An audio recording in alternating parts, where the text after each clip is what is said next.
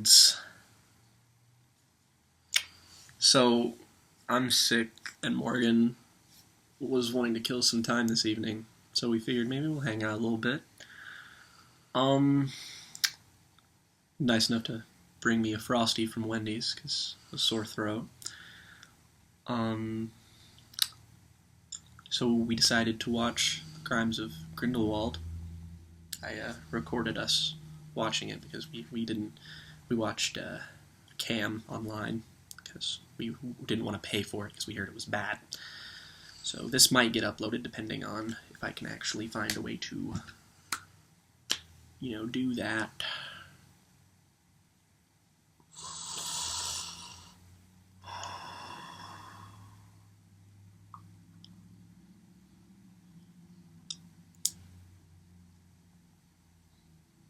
So, is this how people our age felt when the Attack of the Clones came out? It must have been. This not just because it's a prequel to a franchise we like, and we do like it. We both like the first Fantastic Beasts, and we love Harry Potter, books and movies, all of them, in fact. Until now, I really did think The Cursed Child was as bad as it was going to get. No, I'm screaming for Cursed Child right now. That book had characters and development and a through Both line. were bad. Yeah, but at least they were there. Like the last time I remember feeling like this was when I discovered how actually bad I thought Attack of the Clones was. Like when I went back and rewatched it, was like, wow, none of this works. That was just me the entire time. There's nothing exceptionally wrong with it on a technical filmmaking level. It's fine. It's not exceptionally great in any particular area, but it's fine. The editing's pretty terrible. Yeah, it is. Cinematography's decent. Passable. Effects are passable to bad. Color design is kind of bland, but it's not the worst thing in the world. But it's a movie that is entirely and completely undone by its script. 100%. Like, I didn't think I'd see a movie that's like Fullmetal Alchemist 2017 bad. It's not as bad as that. It's on the same level. And it's pretty much as long. It's about as tedious. It's about as grating. It's about as confusing. And I just can't believe it was made by somebody who made the franchise. Like, I know that good authors don't always make good screenwriters. In fact, a lot of authors don't make good screenwriters. But, like, how? Who gave it the green light? Who was just like, yeah, people will like this. 10 out of 10. Good job. J.K. Rowling must have had a car crash and then ended up on a bunch of painkillers. This is definitely her dream catcher. I like Dreamcatcher, the book and the film, considerably more than that. At least they, did themes I like poorly. This didn't have a theme. Yeah. This did, nothing at all poorly. Where do you even start? I mean, I think the only character that gets out of this okay is Newt. I don't really actively dislike him, but and I guess Jacob, but he just wasn't in the film at all. He was.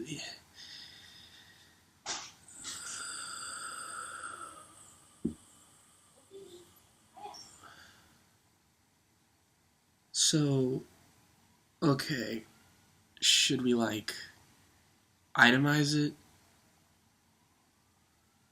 Like a character-by-character thing?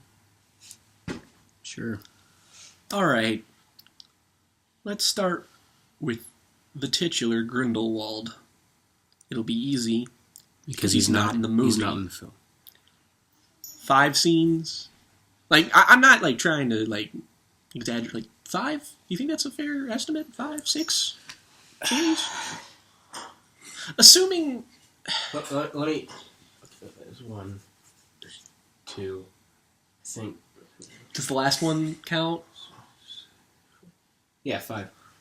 Okay. Maybe 6. Also, I know that there were a few establishing shots, but once the movie got into the thick of things, it was legit Batman v Superman. Just like, here's a close-up of a guy somewhere, and we're like, oh, where are we?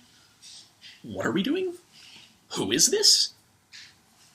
I've never asked so many questions. Just like audibly, I'm just like, who, what, when? Like, am I old now? Can I just not follow things? Am I like being like, I can't look at the television, children, and I'm just.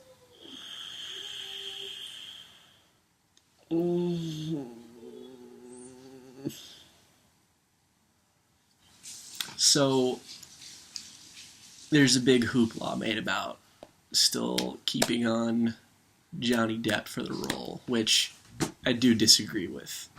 They should not have kept him.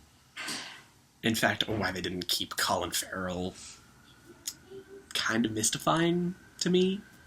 Perfectly fine actor for that. But, like, if he was great in the role or whatever, I could at least be like, okay, well, he's great in the role. Like, but there's no role to be great in. He's just he's a guy in bad makeup who says vaguely villainous things occasionally and is shown to kill a few people, but then his overall motivation, which, again, it's implying that he's duplicitous. We don't actually know what he wants. He just says, I want to stop World War II. And he's the villain. Now, we know he wants to kill Dumbledore. We do not know why exactly. We know they can't fight each other because there's a blood pact that they made not to fight each other when they were friends, which is... why?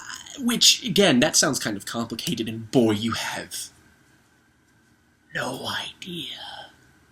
None.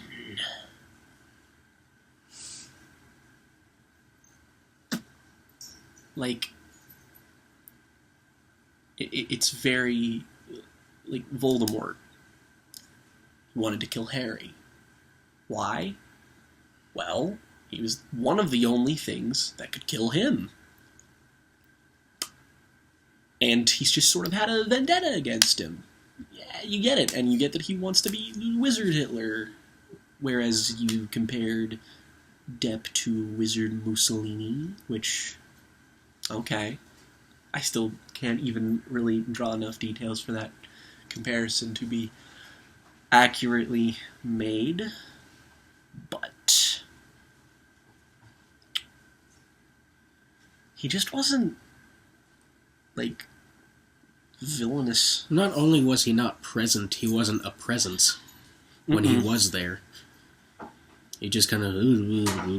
Yeah, he, like, that's the problem in general, is everybody mumbles. Yeah. Just like...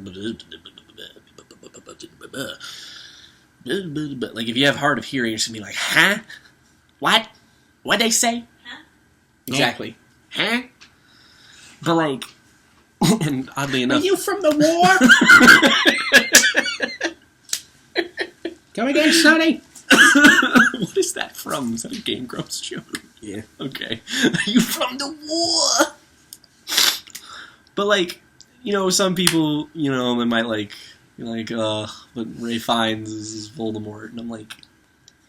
I like he's that. Fun. Yeah, like, he's a fun villain. Like, he's menacing. He's got an interesting design that you remember. Yeah. The boy who lived, come to die.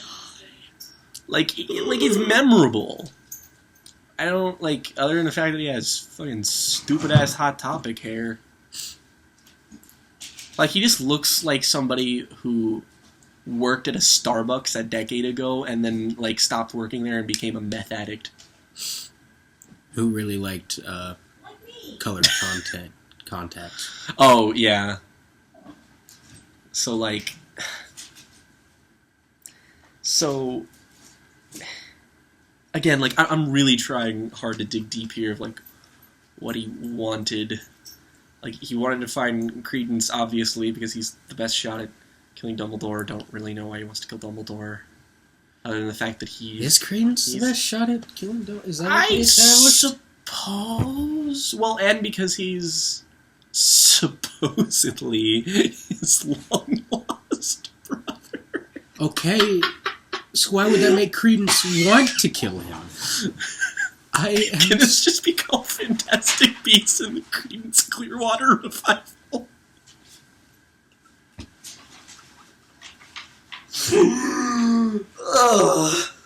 So that's Grindlewald. Let's just cover all of the. Let's cover the main cast of Queenie. First Fantastic Beasts all in one go. Let's go with Queenie. Well, okay, we can talk about her separately. Okay. The main three from the last movie: Newt, Tina, and Jacob. Jacob does nothing. Jacob is here for no reason. He's a prop for Queenie's plot. That's about it. He's a prop.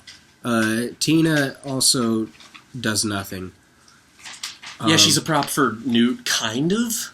Like, not even, like, they're being like, I have feelings for you, and then nothing happens. And Newt is also here for nothing, but the main character. He does contribute the only charm that this film has, so I will take that and where like, I can get it. Near the beginning, Jacob had a few good lines, and then he just, like, disappears. Yeah. Like, he's just not there in the movie. So yeah, the original cast not present, and they don't really even feel that much like themselves when they are present. They feel like themselves, just they really watered... I mean, like, a lot of people make this comparison, and it sounds kind of reductionist to say it, but, like, wow, did this feel fanfiction-y. Like, with all the names and the bloodlines and all of the things, and, like, just trying to throw just so much shit. Like, look how much I know about all these things. Like, we know. Well, let's see. Newt's thing is that he doesn't like his brother because he stole his girlfriend. Yeah. Who's, like, Bellatrix Lestrange's great whatever, I guess. And, like, and Newt's brother is in the film for reasons. He is not characterized at all. Yeah. And is only just kind of vaguely a dick. Vaguely. Yeah, Leda Lestrange is in the film for... She is, like, basically the main character of this, and it's still for no reason. Was she in Horror? Yeah. Yeah. Okay, okay. So, like, how are we gonna even begin to explain her... Like, I genuinely... Should we try, even?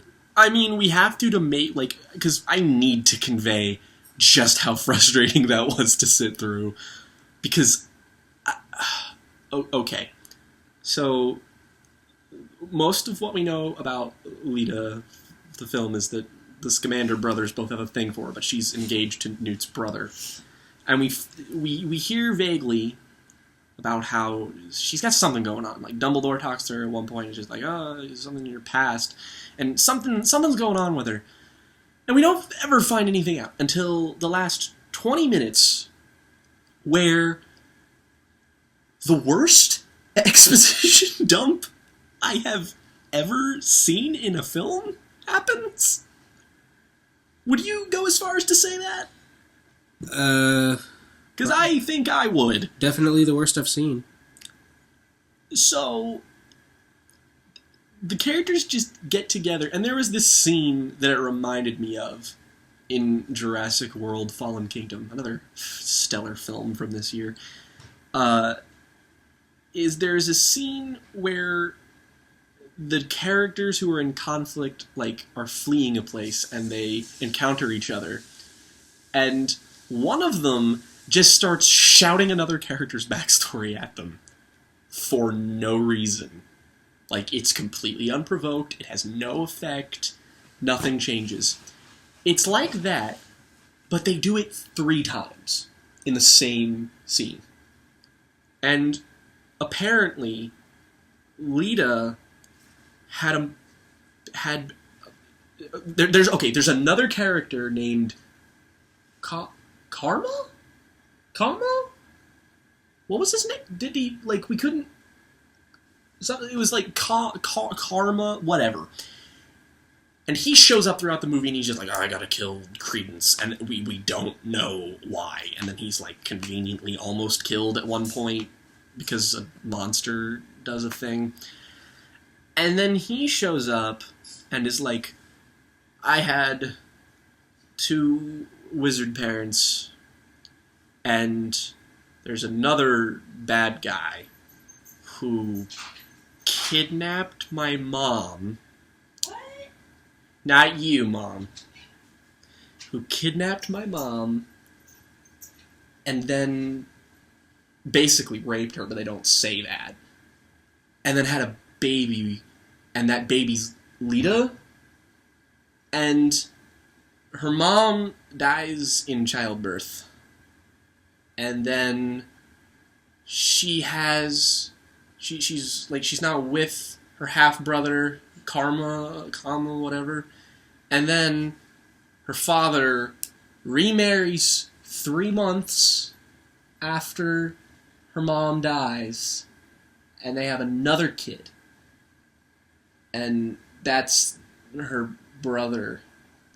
And they try to escape from the dad? I don't remember why they had to escape.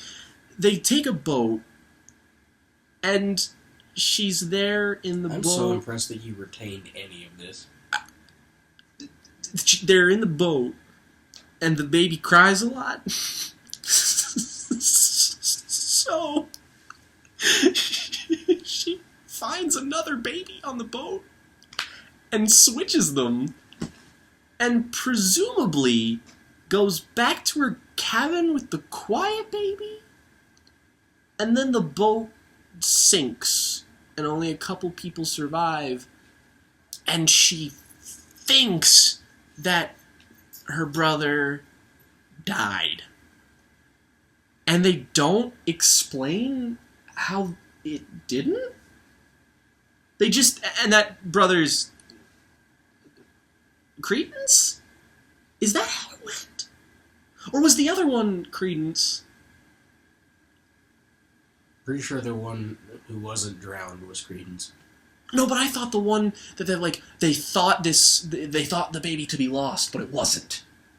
I don't fucking know. Because they do that, and it's like all the things that happened at the end of the last movie, there's like, oh, your memory got erased. What happened? And he's just like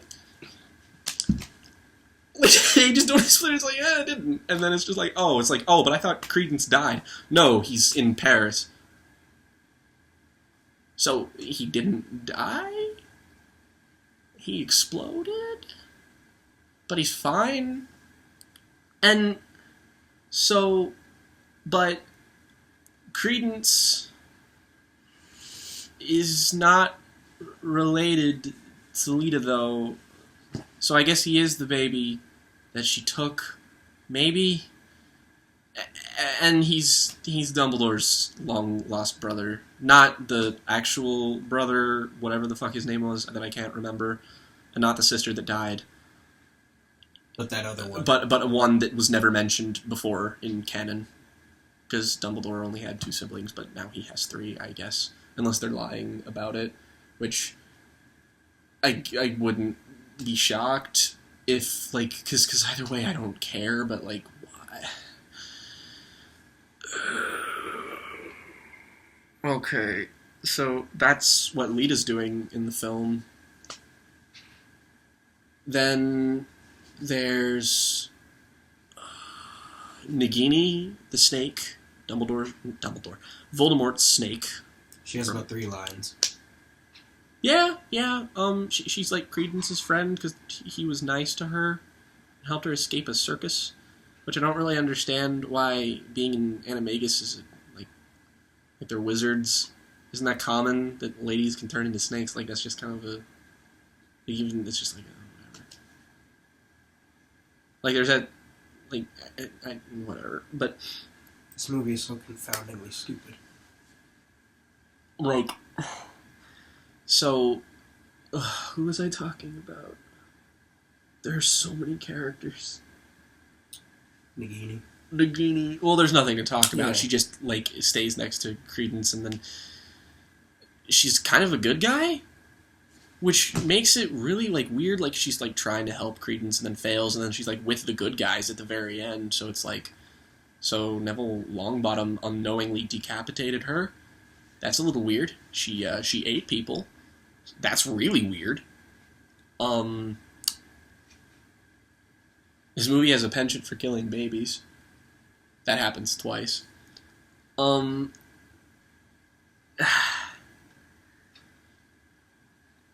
throwing out a lizard, because Grindelwald just did that. And I still don't really understand how, like, that went down. Like, he was being moved, but, like, somebody was pretending to be him, and then they switched, but then he, like, died anyway? I have no idea. But yeah, that's weird. Then there's Dumbledore, played by Jude Law, who is the only bright spot in the film as far as I'm concerned. He's the only person in the movie who I think actually has the movie worth being about him. Three scenes. Wait, no. The end? I guess four technically, yeah. Yeah, there's, like, first of all, I'll give props to Jude Law. He does a good job. He basically does... He mimics Michael Gambon, who is my favorite Dumbledore, very well. It's not even that he's so much, like, mimicking him. It just feels like a younger... It's like how I would compare Mark Hamill in the original trilogy to him in The Last Jedi. It just kind of feels different. Because, there's like 30 years. You sort of get the feeling that, like, Dumbledore was always this character who always had, like, the best intentions, but was kind of duplicitous to everybody. Mm-hmm. And you definitely get that feeling that, like, he's good-natured at heart, but definitely did a lot of awful things. And, like, so the main conflict of the film, which is weirdly sidelined, is that Grindelwald wants to kill Dumbledore for reasons. I don't know. I don't know why. He wants to. So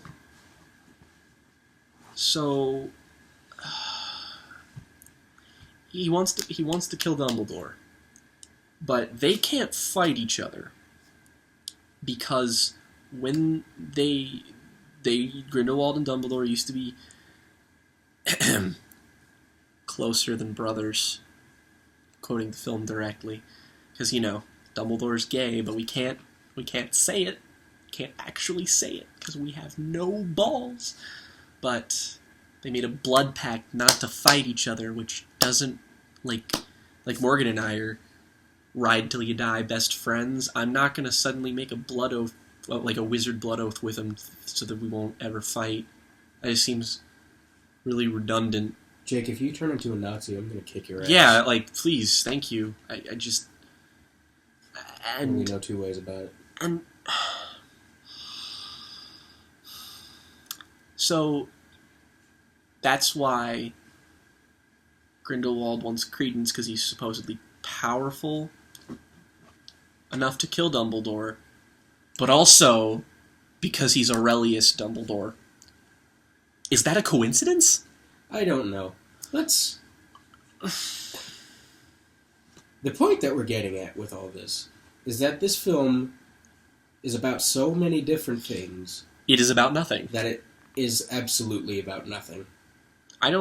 I can't really point to a theme or like a shared emblematic idea. It feels like nothing is different from the beginning of the film.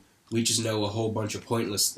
It does not even feel like it's a sequel to the first film. Like, the characters from that one matter so little in this one. Like, I've been actively trying to spin the wheels in my head so much, I'm just like, did anybody actually have, like, an idea? Like a character arc? No. Like, Newt didn't change, his brother didn't change. Queenie kind of changed? Well, I mean, there's a difference between an arc and a 180 flip. Yeah, let's talk about that. That might be the most insulting thing in the movie, other than being Dumbledore's long-lost brother. Which is just confoundingly stupid. But, okay, so... At the beginning, Queenie and Jacob are a couple, because they liked each other in the last movie. You know, it's cute. It's made perfectly clear, though, that she has him, like, under a charm spell. Because she wants to marry him. And originally, Jacob said, no, I want to marry you, but the laws don't, like, wizards can't marry non-wizards, so, you know, that you get arrested. So, Queen, ignoring this completely, puts him under a charm so that presumably she can date, rape, / date marry Jacob, even though it's still illegal, so I don't really know... Really, like, if they get married, do the people just not know? Do they have to figure it out? Are they gonna go into hide? Like, I don't know. None of this is brought up, ever. So, Newt's just like, well, if he wants to marry you, take away the charm. So he takes away, and then they have a fight in the first scene that they're in, where they just... Where he's just like, no, you can't, like, I want to, I love you, but we can't do that. It's illegal. And then he almost calls her crazy, which is enough for her to storm off in a rage and leave him. To do what? I don't remember. To find Tina? Was that what she was doing? Don't ask me, I don't know. Okay, so she leaves, and eventually is kidnapped by one of Grindelwald's people, and is then convinced by Grindelwald, who says, like, oh, I think we should be able to marry whoever we want. Despite, later in the film, basically saying, we should live above all muggles, but, you know, whatever. So, ostensibly, Queenie's like, that doesn't sound like such a bad idea. And then she brings Jacob to his rally at the end, and she's like, oh, we should hear him out. And then Queenie wants to join him, and then Jacob rightfully is like, are you crazy? And then she's just like, well, you called me crazy, I'm a Nazi now. So, to lay that out in simple terms, she wanted to illegally marry somebody against his will, even though he loves her. But he insisted they couldn't. She had a temper tantrum, became a Nazi under the predilection that she might be able to change that law, despite going against Jacob's wishes, and then left and joined Grindelwald. Not to mention that she was charmingly ditzy in the first one, and now it's like, whoops, accidental fascist.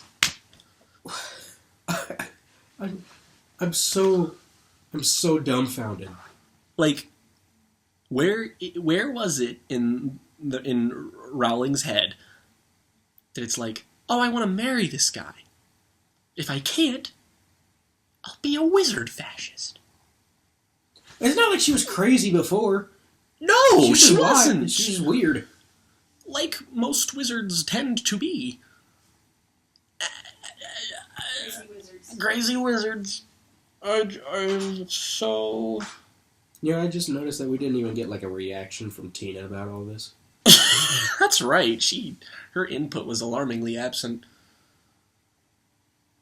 We really didn't get an input from anybody other than Jacob as to what happened with that. No, remember how Tina and Queenie are sisters and they, like, don't share a scene?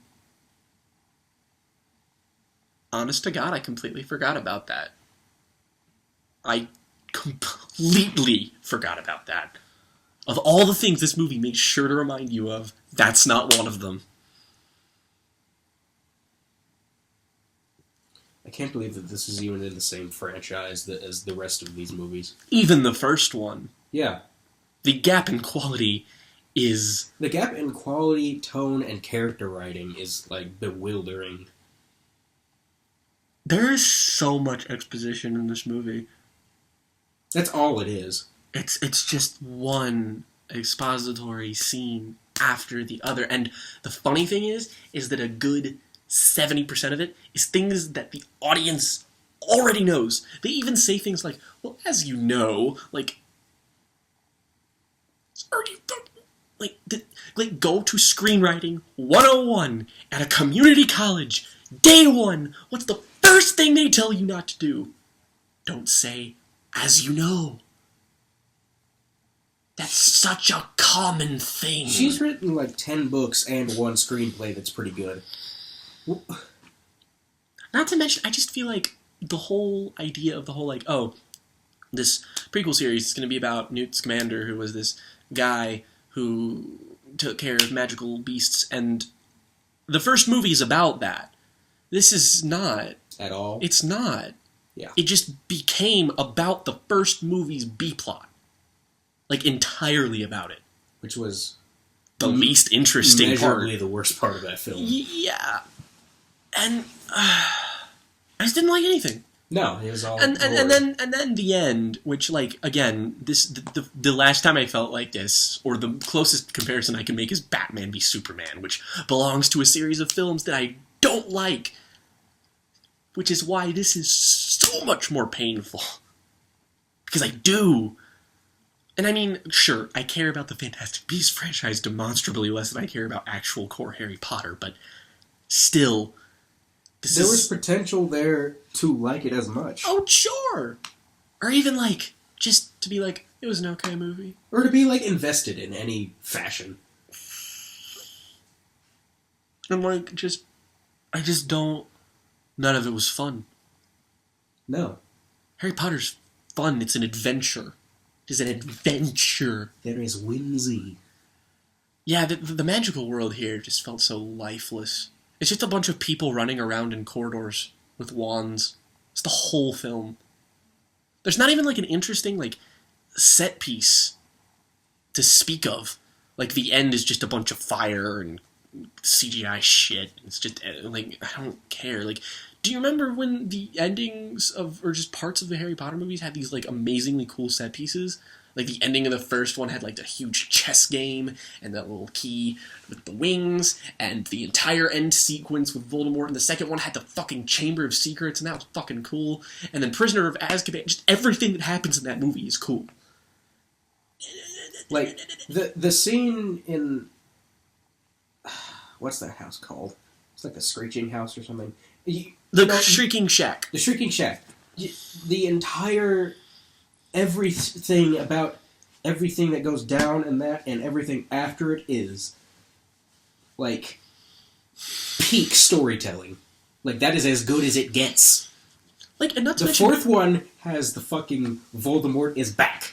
The fifth one has the fight in the Ministry of Magic. The sixth one has a terrible climax. Let's move on. Part one has the part where Lestrange has everybody trapped in the thing. And Malfoy's mansion. Yes, and fucking Dobby dies. Part two is all climax. Set piece. Is a set piece. So I beg of you.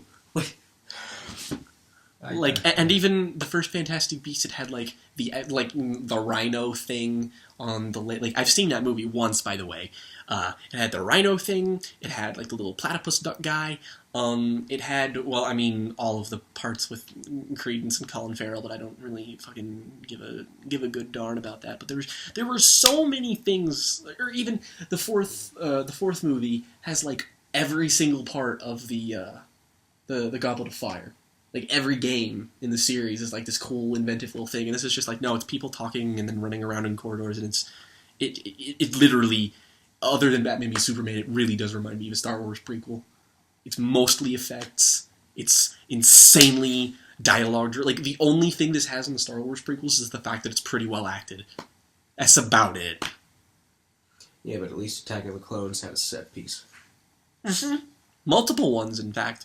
They weren't good, but they were there. Like, I'm legitimately trying to rifle through my head and be like, I don't have anything nice to say. That was awful. Like, it's sincerely being undersold, too. Like, just how bad. Yeah, everybody's like 4 or 5 out of 10. They're like, no. I mean, okay, but no. This is, like, incompetent, it's uninspired, it's shitting on something I love. It's got the DC color grading. Oh, God, does it. And just, it's so lifeless. There's just no passion. There's nothing. It's cynical. It's gross. Like, I don't know how you can see that and just be like, yeah, it's fine, I guess. Like, it's just so cold. It would be like giving a 5 out of 10 to a corpse. It's so transparent and disgusting. Just, thanks, I hate it.